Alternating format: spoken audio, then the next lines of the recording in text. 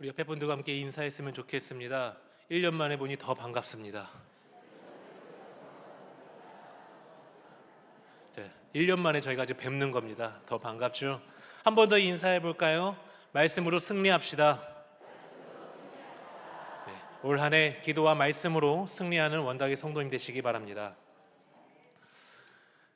오늘 마태는 예수께서 하나님의 아들이자 구원자 메시아가 되심을 이 마태복음 3장과 4장에 걸쳐서 말씀하고 있습니다. 먼저 3장의 내용을 보면 예수께서 갈릴리 요단강에서 요한에게 세례를 받는 장면이 나오고 있습니다. 마태복음 3장 16절과 17절에 보면요, 예수께서 세례를 받으시고 곧 물에서 올라오실새 하늘이 열리고 하나님의 성령이 비둘기같이 내려 자기 위에 임하심을 보시더니 하늘로부터 소리가 있어 말씀하시되 이는 내 사랑하는 아들이요 내 기뻐하는 자라 하시니라. 아멘. 예수께서 요한에게 세례를 받고 올라오실 때 하늘이 열렸습니다. 그리고 하나님의 성령이 비둘기처럼 예수 위에 임하셨습니다. 그리고 하늘에서 소리가 났죠. 이 예수는 나의 사랑하는 아들, 내 기뻐하는 자다.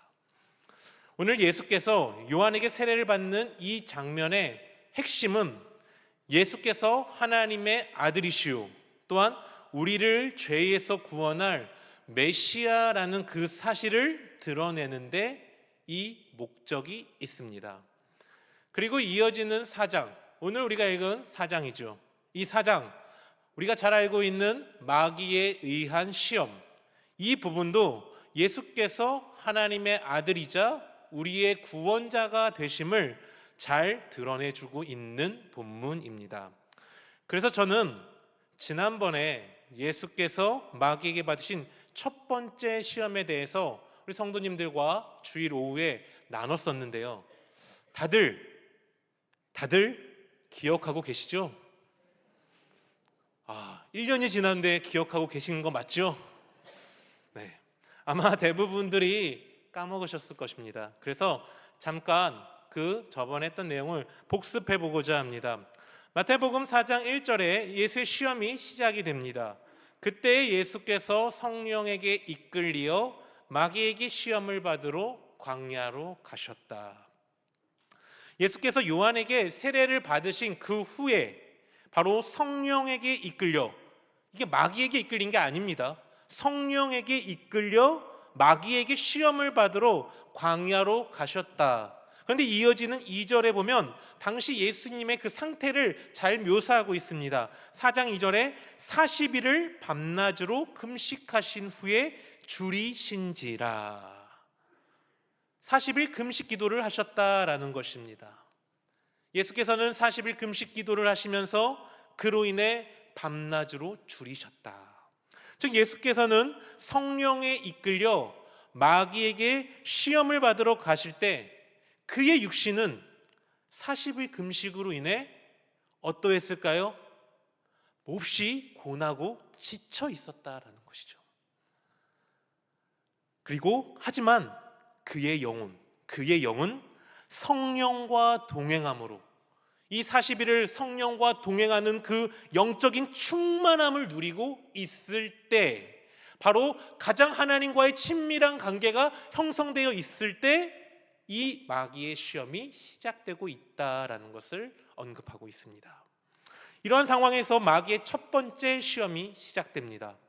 마태복음 4장 3절, 우리가 잘 아는 내용이죠.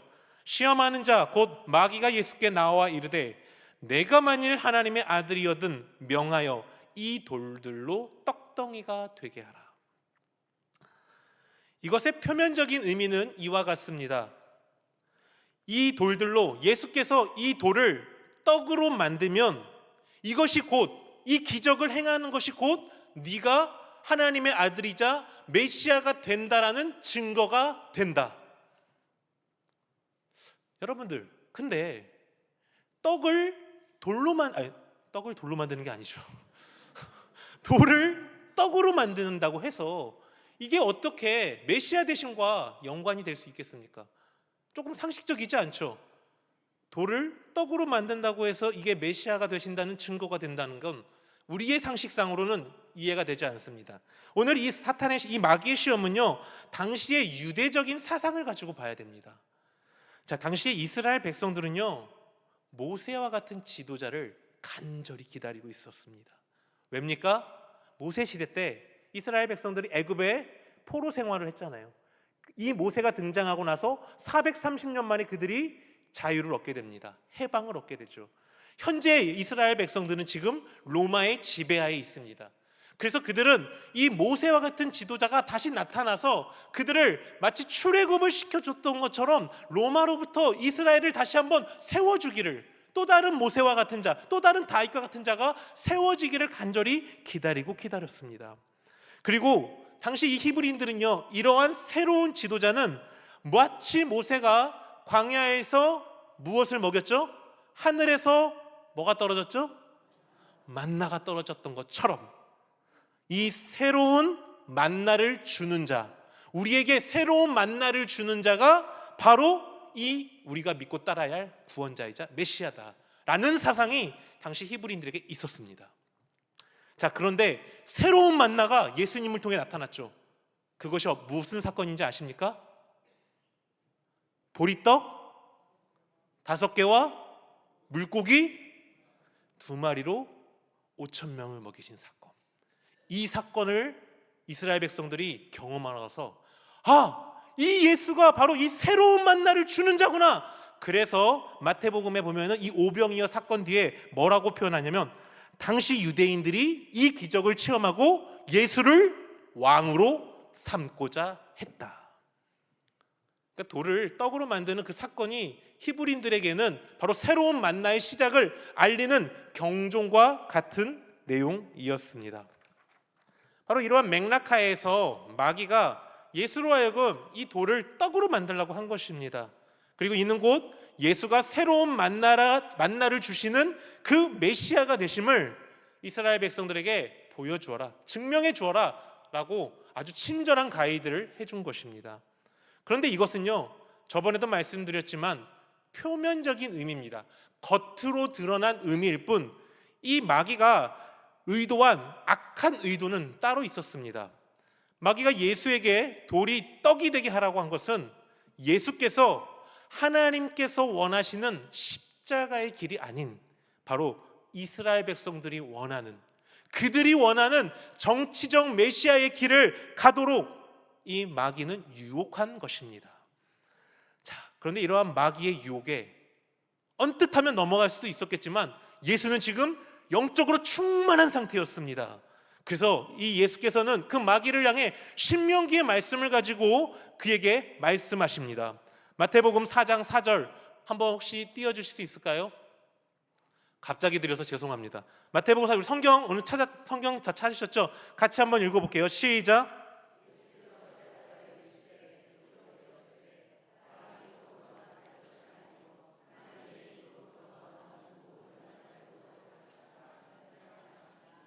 아멘. 우리가 너무 잘 아는 내용이죠. 예수의 메시아 되심의 증거가 너희가 원하는 대로 광야에서 새로운 만나를 주어 너희로 먹게 하는 것으로 드러나는 것이 아니라 오직 여호와의 입에서 나오는 그 말씀대로 사는 것을 통해서 예수의 메시아 되심이 드러나는 것이다. 만나를 주고 안 주고의 문제가 아니라 참된 메시아는 하나님의 말씀에 순종하는 것을 통해서 이 메시아 되심이 드러나는 것이다 라고 말하고 있는 것입니다. 즉 예수께서는 이 말씀에 순종하는 것을 통해서 예수의 메시아 되심이 증거되고 증명된다라고 말씀하고 있습니다. 이러한 예수의 대답은요, 아까 우리가 보았던 마귀에 숨겨졌던 그 악한 의도까지 철저하게 깨부수는 것이었습니다. 예수의 순종하심은 곧 무엇을 의미합니까? 사람들이 원하는 정치적 메시아의 길을 가는 것이 아니라 오직 여호와 하나님이 원하시는 십자가의 길에 순종하는 것을 통해서 내가 메시아 되심을 드러내 보이겠다라는 것을 말씀하고 있는 것이에요. 즉 예수는 이 마귀의 첫 번째 시험을 말씀에 순종함으로, 무엇에 순종함으로요? 말씀에 순종함으로 능히 이기셨습니다. 이게 지난번 봤던 내용이에요. 다들 기억나시죠? 네, 다 기억나실 걸 알고 두 번째 넘어갑니다. 자, 이러한 맥락 하에서 이제 두 번째 시험이 시작되는 것입니다. 이 첫 번째 시험이 실패하게 되자 마귀는요 이제 두 번째 방식으로 예수를 미혹합니다. 그것이 바로 오늘 두 번째 시험인데요. 마태복음 4장 5절 같이 한번 읽어볼까요? 시작. 이에 마귀가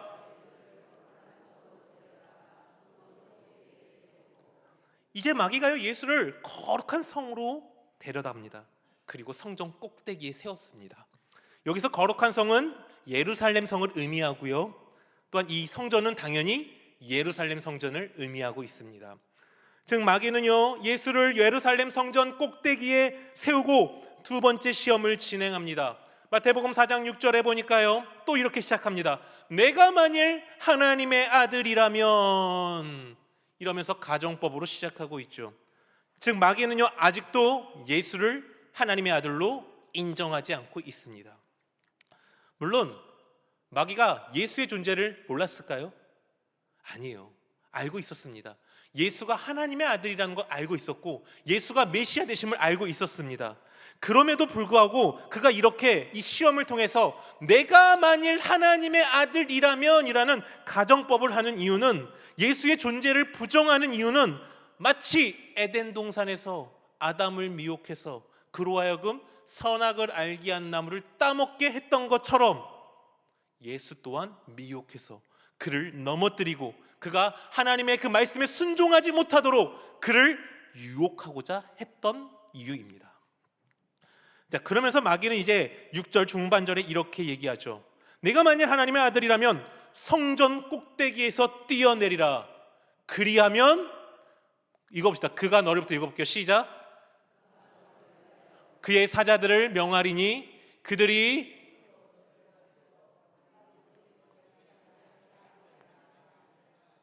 아멘. 내가 하나님의 아들이면 그 예루살렘 성전 꼭대기에서 뛰어내리라는 것입니다. 그리고 하나님께서 그렇게 하면 너를 위해 천사들을 보내실 것이고 그 천사들이 내가 발에 땅에 닿기도 전에 손을 받쳐서 부딪히지 않고 보호하게 하실 것이다. 근데요 여기서 우리가 주목해야 될 것은요, 굉장히 놀라운 것은요, 오늘 이 마귀가 언급한 내용이요 마귀의 속에서 나온 얘기가 아니라 성경 말씀을 인용하고 있어요. 성경 말씀을 인용하고 있는 거예요.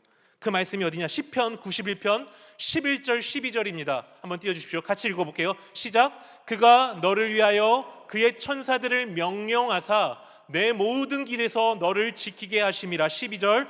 그들이 그들의 손으로 너를 붙들어 발이 돌에 부딪히지 아니하게 하리로다.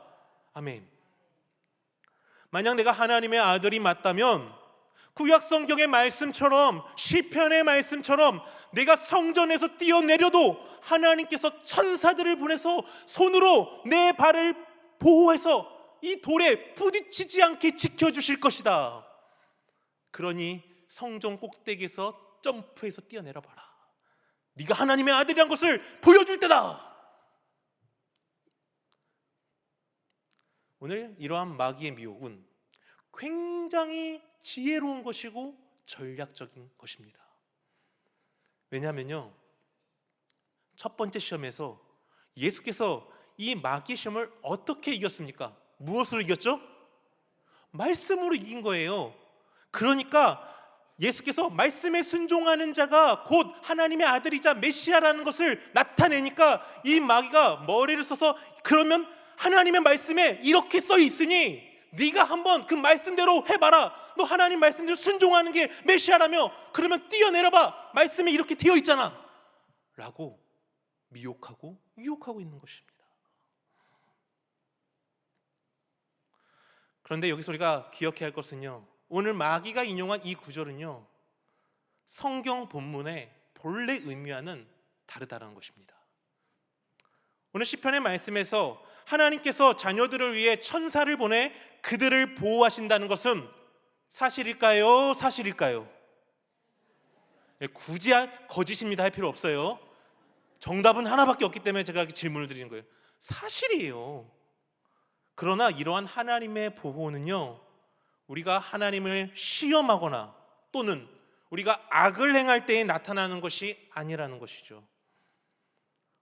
오늘 이 마귀의 시험은요, 하나님의 자녀들이 말씀에 따라 살 때 오는 여러 가지 어려움이나 환난 혹은 핍박 가운데서도 하나님께서 그 천사들을 보내 지키고 보호하신다는 의미입니다. 즉 우리가 하나님 말씀대로 살아갈 때 그 어려운 상황 속에서, 그 답이 없는 상황 속에서 하나님이 우리를 지키고 보호해 주신다라는 그러한 약속의 말씀이라는 것이에요. 결코 우리가 하나님을 떠나서 죄악 가운데 있고 하나님을 시험하고 그러한 상황에서 이 말씀을 적용할 수 있는 것이 아니라는 것입니다. 오늘 마귀가 성전에서 뛰어내리라는 이 명령은요, 예수께서 하나님의 말씀을 지키시는데 그로 인해 오는 어려움이나 환난의 상황이 결코 아닙니다. 그러기에 마귀의 이러한 요청은 하나님의 말씀에서 엄격하게 벗어나는 말씀, 행동인 것입니다.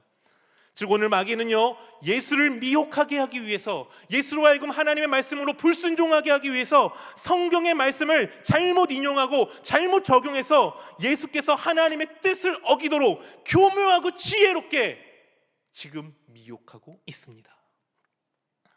자, 그래서 예수께서는요, 이러한 마귀의 미혹을 다음과 같은 말씀으로 물리치시는 걸 볼 수 있습니다. 마태복음 4장 7절 같이 한번 읽어볼까요? 시작. 예수께서 이르시되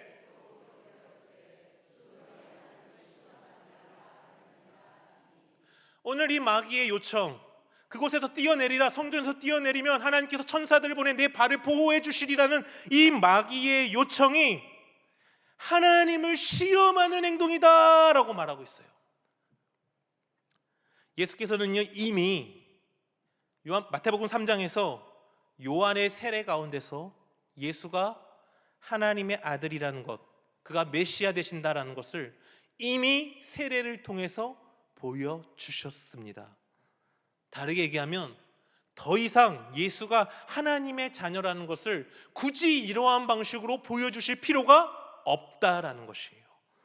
또한 하나님께서는요, 악을 행함으로 선을 드러내는 분이 결코 아니십니다. 성전에서 뛰어내리라는 이 명령, 그럼 하나님이 널 지켜주겠다는 이 명령은요, 하나님을 시험하는 악한 행동이기 때문에 그러한 행동을 통해서 예수가 하나님의 아들 되심, 메시아 되심, 이러한 것이 결코 증명될 수 없습니다. 여기서 우리는 마귀가 쓰는 전략 한 가지를 발견할 수 있습니다. 그들은 자신을 광명의 천사로 가장해 거짓 복음으로 그리스도인들을 미혹하고 있습니다. 그들의 말은 언뜻 보면 마치 오늘 마귀가 시편의 91편의 말씀을 인용했던 것처럼 언뜻 들으면 하나님의 말씀을 가르치는 것 같지만 자세히 들여다보면 하나님의 뜻에서 벗어난 것을 가르치는 자들입니다. 마귀는요, 지금도 이러한 방법으로 이단들을 통해 역사하고 있습니다. 그리고 그 일에 가장 앞장서 있는 것들이 바로 신천지라는 그러한 이단들이죠. 갈라디아서 1장 6절 말씀 같이 한번 읽어보겠습니다. 시작.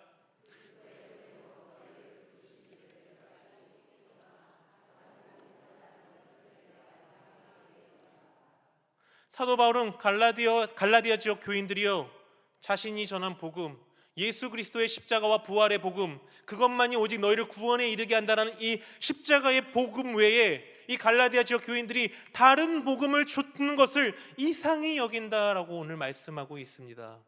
즉 이단들은요, 그리스도의 복음 외에 다른 것들을 따르게 만듭니다. 예수면 충분한데 예수 외에 다른 것을 플러스 알파로 요청하고 있습니다. 예수면 충분한데 예수 외에 또 다른 것이 필요하고, 선행이 필요하고, 또 다른 보혜사가 필요하고, 또 다른 무언가가 필요하고, 또 다른이 필요하다고 그들은 가르치고 있습니다. 그런 것에 미혹되지 마십시오. 그리스도인들에게는 예수면 충분합니다. 아멘입니까? 예수면 충분합니다. 여러분의 삶이 힘들다 할지라도, 여러분의 삶의 인생이 어떠한 그 답이 없는 상황 속에 있다 할지라도 그리스도인에게는 예수면 충분함을 믿으시기 바랍니다. 그들은요, 성경을 가지고 짜맞추기를 합니다. 이 얘기가 무슨 얘기냐면요, 그들은요 자기의 주장을 합리화시키기 위해서 성경을 가지고 와서 껴맞추기를 한다라는 것입니다. 성경에 말씀하는 그 말씀의 본 의미를 찾는 것이 아니라 단어 하나하나를 가지고 오지요. 부분을 가지고 옵니다. 그리고 합쳐집니다. 그리고 그것이 하나님의 말씀이라고 미혹하고 있다는 것입니다. 원래 성경을 인용할 때는요, 이 구절에서 말하는 하나님의 뜻을 찾아야 합니다. 목사님들이 설교를 할 때 다른 구절을 인용할 때는 지금 내가 설교하는 이 본문에 말하고 있는 것과 그리고 내가 인용할 이 본문이 정말 같은 맥락 하에서 사용되고 있는지를 우리가 검증을 하고 인용을 하는 것입니다. 그저 단순하게 글자만 똑같다고 해서 인용하는 것이 아니거든요. 근데 이단들은 그렇게 인용을 하는 것이에요. 그냥 글자가 똑같으니까. 그래서 조금이라도 믿는 사람들이 의심할까 봐 이단들은 이렇게 해요. 바람같이 지나갑니다. 여기 보세요. 마태복음 4장 이렇게 나와 있죠. 요한복음 5장 나와 있죠. 갈라디아 나와 있죠. 이것 보세요. 성경이잖아요. 그러면은 맞는 것 같아요. 우리가 이렇게 되는 거예요. 근데 엄밀히 말씀을 깊이 들여다보면 그렇게 껴맞추는 것은 결국은 앞뒤가 맞지 않다라는 걸 우리가 알 수 있게 되는 것입니다.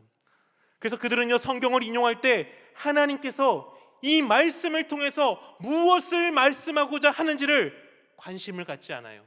그들의 관심은 무엇입니까?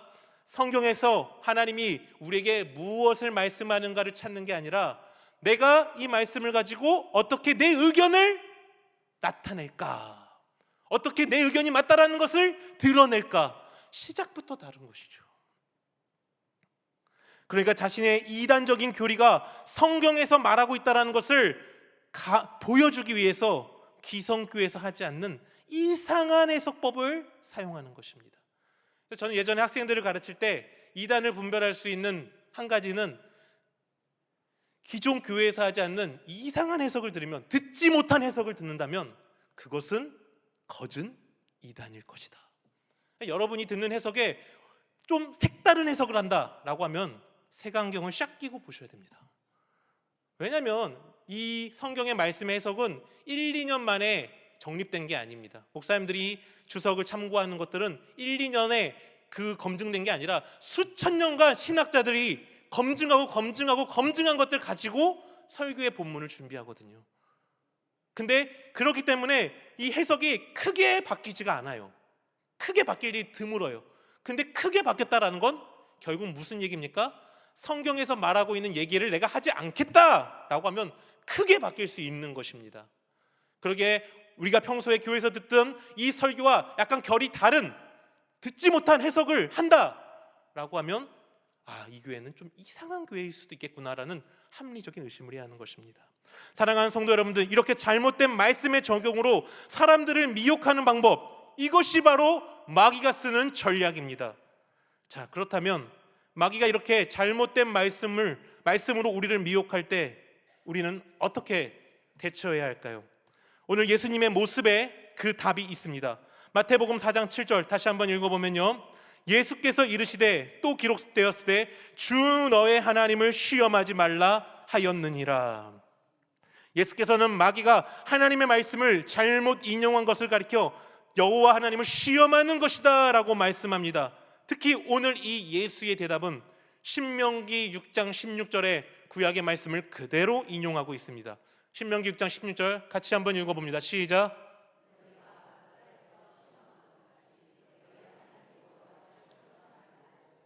이 신명기 6장의 배경은 다음과 같습니다. 모세를 통해 출애굽을 이룬 이스라엘 백성들이 이제 광야 르비딤에 이르러 물이 없어 죽기 직전의 상태가 된 것입니다. 그러자 백성들이 이제 자신을 애굽에서 이끌어내 여기서 목말라 죽게 한다고 불평과 원망을 나타내고 있습니다. 그런데 이러한 불평은요, 모세를 향한 불평이 아니라 실은 그들을 이끌어내신 하나님에 대한 의심과 불평에서 나온 것입니다. 이 사건에 대해 모세가 17장 7절에서 출애굽기 17장 7절에서 이렇게 이 사건을 요약합니다. 같이 읽어보겠습니다. 시작. 그가 그곳 이름을 마사 또는 무리바라 불렀으니 이는 이스라엘 자손이 다투었으며 또한 그들이 여호와를 시험하여 이르기를 여호와께서 우리 중에 계신가 안 계신가 하였음이더라. 그들이 여호와께서 그들 중에 계시는가 안 계시는가를 시험한 사건이 무리바 사건이다라고 정의하고 있습니다. 그런데요, 하나님께서 이스라엘 백성들을 출애굽하시고 항상 지키시고 보호하시는 구원의 은혜를 베풀지 않았습니까? 여러분들, 이스라엘 백성들 하나님께서 애굽에서 출애굽시킬 때 말도 안 되는 10가지 재앙으로 그들을 구원해내셨습니다. 또한 그들이 홍해 앞에 있을 때는 어떻게 했습니까? 홍해가 갈라지는 기적을 체험케 하셨죠. 먹을 것이 없다고 불평하니까 만나를 주셨습니다. 고기 달라고 요청했더니 메추라기를 주셨습니다. 구름 기둥과 불 기둥으로 그들을 지켜주셨습니다. 그렇게 하나님의 살아계심을 그들에게 보여주었지만 그들의 고백은 무엇입니까? 여전히 하나님을 믿지 못한 채 하나님께서 그들 가운데 계시는가 안 계시는가를 시험했다라고 오늘 이 모세가 요약하고 있습니다. 결국 오늘 예수님께서 이 말씀을 이 신명기의 말씀을 인용하셔서 마귀의 이 시험을 쫓아내신 것은요, 이 마귀의 시험, 즉 성전 꼭대기에서 뛰어내리면 하나님께서 천사들을 보내 너를 보호하실 것이다 라는 이 시험은 이미 성부께서 태초 이전에 성자 예수를 메시아로 보내실 것을 약속하셨고, 또한 요한의 세례 때에 예수의 메시아 되심을 이미 보여주셨기 때문에 더 이상 이러한 방법을 통해서 예수의 메시아 되심을 드러낼 필요가 없다. 이미 나는 예수를 통해서 보여주었기 때문에 더 이상 필요가 없다라는 것을 말씀을 통해 얘기하고 있는 것입니다. 그래서 예수는 첫 번째 시험과 동일하게 하나님의 말씀, 구약의 말씀을 가지고 이 마귀의 유혹을 능히 이겨내셨습니다. 그러면서 이 말씀으로 통해서 내가 바로 하나님의 아들이요, 내가 바로 너희를 구원할 참 메시아, 하나님의 말씀에 순종하는 그 십자가의 길을 가는 참 메시아라는 것을 이 말씀을 통해, 이 말씀의 순종함을 통해 보여주셨습니다. 사랑하는 성도 여러분들, 오직 하나님의 말씀이 마귀를 무찌를 유일한 무기가 됨을 믿으시기 바랍니다. 그러기에 우리는 하나님의 말씀과 더욱 친밀해져야 합니다. 그러기에 우리는 올 한 해 성경을 읽는 일에 더 힘쓰셔야 합니다. 또한 교회에서 이 강단에서 선포되는 말씀에 귀를 기울이셔야 합니다. 또한 구역장님들 통해서 나타나는 구역예배 가운데 하나님의 말씀에 귀를 기울이시기 바랍니다. 제자훈련에 적극적으로 참여하시기 바랍니다. 우리 안에 말씀이 깊이 뿌리 내리고 있어야 마귀가 잘못된 말씀을 가지고 우리를 미혹할 때 우리는 그것에 미혹되지 아니하고 승리할 수 있음을 믿으시기 바랍니다. 에베소서 6장 11절에 이렇게 얘기하고 있습니다. 사도 바울은 마귀의 관계를 능히 대적하기 위하여 하나님의 전신갑주를 입으라. 바울은 마귀를 능히 대적하기 위해서 하나님의 전신갑주를 입으라 말씀하고 있습니다. 즉 마귀와 능히 대적하기 위해선 믿음의 자녀들이 하나님에 대한 신앙으로 전신을 중무장해야 됨을 강조하고 있습니다. 바울은 그러면서 이 마귀를 능히 대적할 무기, 그 무기가 뭐냐? 17절에 봤더니 구원의 투구와 성령의 검, 곧 하나님의 말씀을 가지라. 아멘. 하나님의 말씀만이 우리가 마귀를 능히 대적할 수 있는 유일한 무기가 됨을 믿으시기 바랍니다. 그러기 우리는 올 한 해 하나님의 말씀과 친밀해지는데 애쓰는 원당의 성도님 되시길 주님의 이름으로 부탁드립니다. 사랑하는 성도 여러분들, 올 한 해 하나님의 말씀을 붙잡고 씨름하시기 바랍니다. 하나님의 말씀을 아는데 시간을 투자하시기 바랍니다. 우리가 그 말씀에 친밀해지는 만큼 우리는 하나님과 더 깊어질 것이고, 그로 인해 마귀의 이 유혹과 미혹을 능히 이길 수 있게 됩니다. 말씀을 마치겠습니다. 우리는 오늘 예수님의 두 번째 시험에 대해서 함께 보았습니다. 마귀는 거짓 말씀으로 예수를 미혹하려 했으나 예수는 참된 말씀으로 마귀의 시험에 미혹되지 않고 이겨내시고, 이 이겨내심을 통해서 하나님의 아들이자 메시아가 되심을 드러내셨습니다. 사랑하는 성도 여러분들, 마귀는 작년에도 그렇고 올해도 그렇고 앞으로도 우리를 말씀을 가지고 미혹할 것입니다. 오직 우리가 이 마귀를 능히 대적하고 능히 이길 수 있는 유일한 길은 여호와 하나님께서 주신 말씀밖에 없음을 믿으시기 바랍니다. 그러게 올 한 해 이 말씀을 알고 이 말씀과 친밀해지는데 힘쓰시는 원당의 성도님 되시길 다시 한번 주님의 이름으로 부탁드립니다.